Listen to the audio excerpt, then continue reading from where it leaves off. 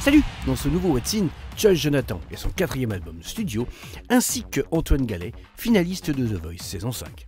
Allez, What's In, c'est parti! Josh Jonathan est devenue aussi une habituée de l'émission. Elle nous revient pour son 4e album, intitulé On, symbole de véritable marche en avant pour cette jeune artiste qui signe là son album le plus abouti et le plus personnel. C'est aussi celui où elle s'est le plus investie dans les arrangements et la production. Confession de Josh Jonathan dans What's In. Salut, c'est Josh Jonathan dans What's In. Joyeux anniversaire!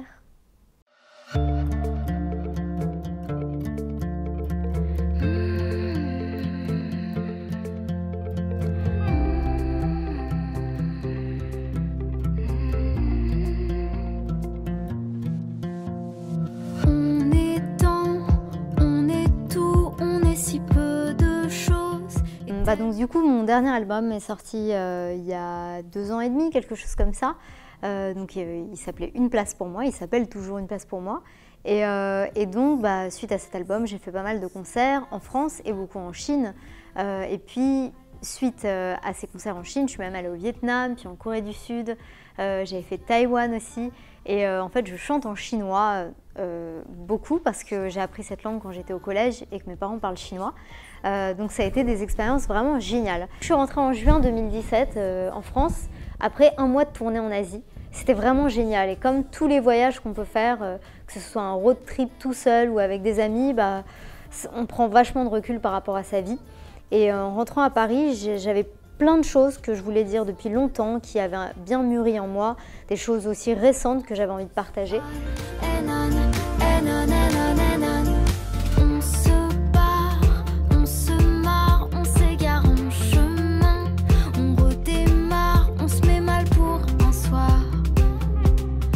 Je sais que j'ai aucun regret de ces dernières années, mais qu'il y a beaucoup de moments où je grandissais, où je changeais de repère et où j'étais vachement auto-centrée, à me demander ce que je renvoyais, l'image que j'avais, comment j'étais physiquement, plein de choses. Et au final, à force d'être trop auto-centré, on oublie de s'ouvrir sur le monde et de s'ouvrir sur les gens, sur l'instant. Et donc voilà, j'ai décidé de me mettre sur On.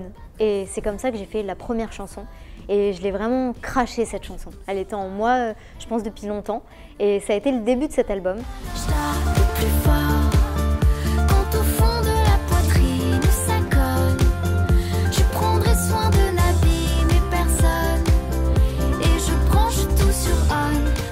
En rentrant de ma tournée en Asie, je me suis dit, bon, de quoi j'ai envie?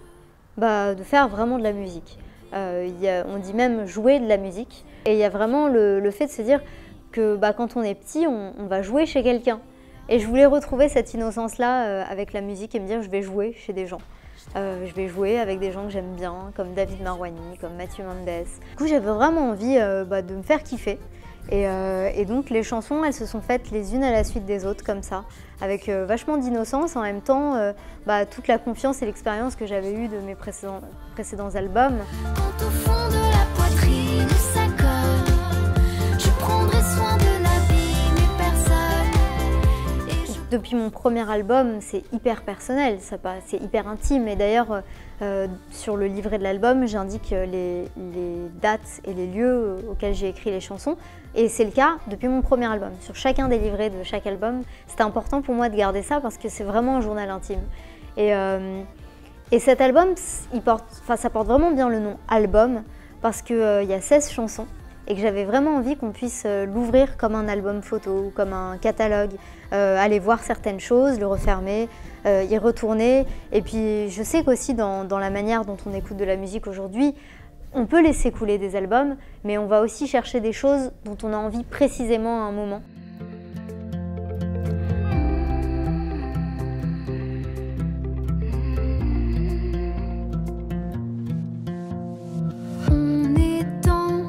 On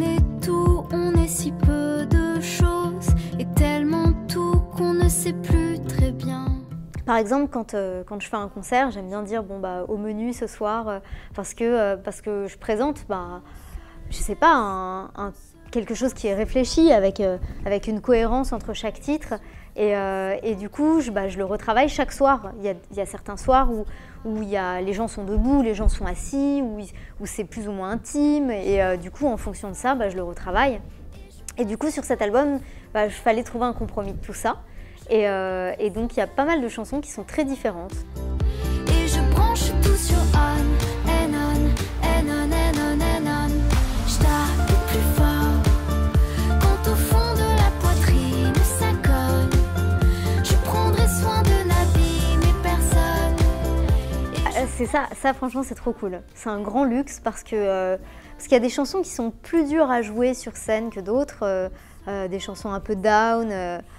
Sur mon dernier album, il y avait une chanson qui s'appelle Des fuites d'eau, qui est vraiment super triste. Et du coup, en live, c'est vrai que tu as envie d'entraîner un peu les gens. Et si tu es que à chanter des chansons de dépressifs, il y a un moment, ils vont pas être bien du tout, quoi. Et moi, j'aime qu'il y ait des nuances dans le spectacle, mais qu'il y ait aussi pas mal de chansons up. Et comme moi j'ai tendance à faire beaucoup de ballades, du coup ça me permet de réunir beaucoup de chansons up de mes 4 albums et puis de pouvoir mettre les ballades, de les changer chaque soir. Et ouais, non, c'est trop bien. Franchement, c'est pas un embarras du choix du tout, c'est un kiff du choix là pour le coup. Plus fort quand au fond de la poitrine ça cogne. Je prendrai soin de n'abîmer personne. Et je branche tout sur on, and on, and on, and on, and on. Antoine Gallet a été finaliste de The Voice saison 5 aux côtés de Slimane. Il avait séduit dans l'émission avec son côté rocker, pourtant il aime aussi beaucoup la chanson française et même l'électro. Son premier single, On ne sauve pas le monde ce soir, donne un avant-goût d'un album qui est quasi fini. Antoine soigne le fond et la forme, c'est une chose certaine. Découverte d'un nouveau talent, maintenant dans What's In. Salut, c'est Antoine Gallet sur What's In.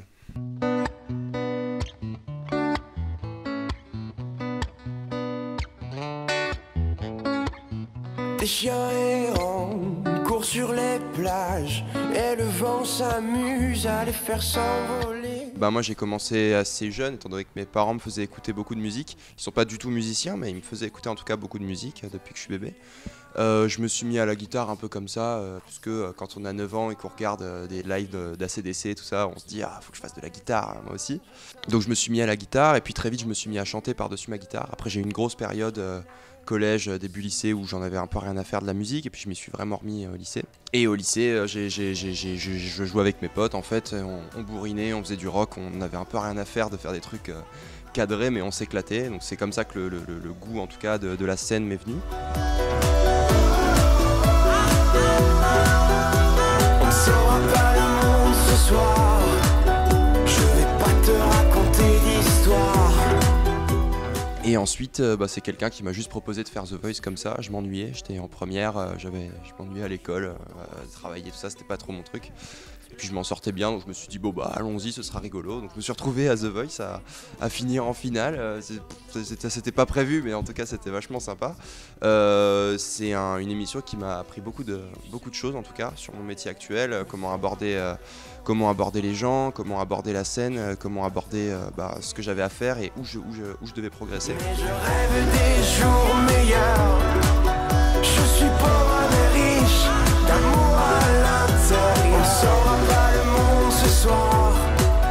Je vais pas. Ce qui m'a bercé, c'est pas la même chose. Ce qui m'a bercé, ce qui m'influence aujourd'hui.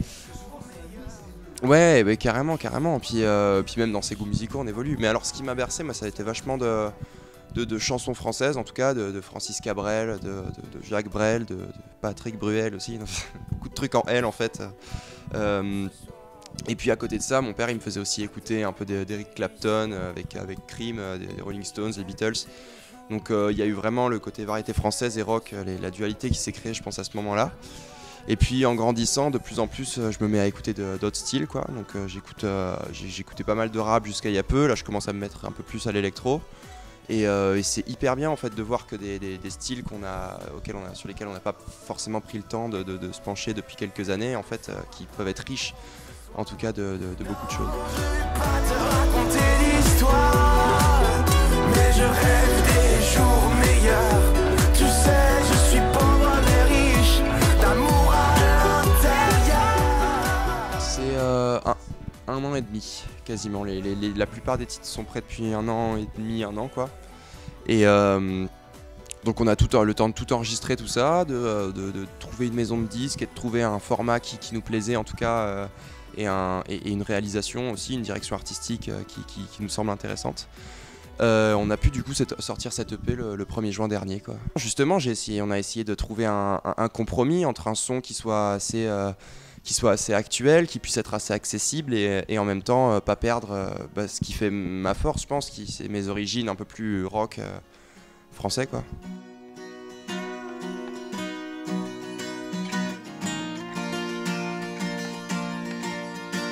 Il y a des mots qui vous bercent, il y a des mots qui transpercent, qui pénètrent et gangrènent même la plus belle des veines.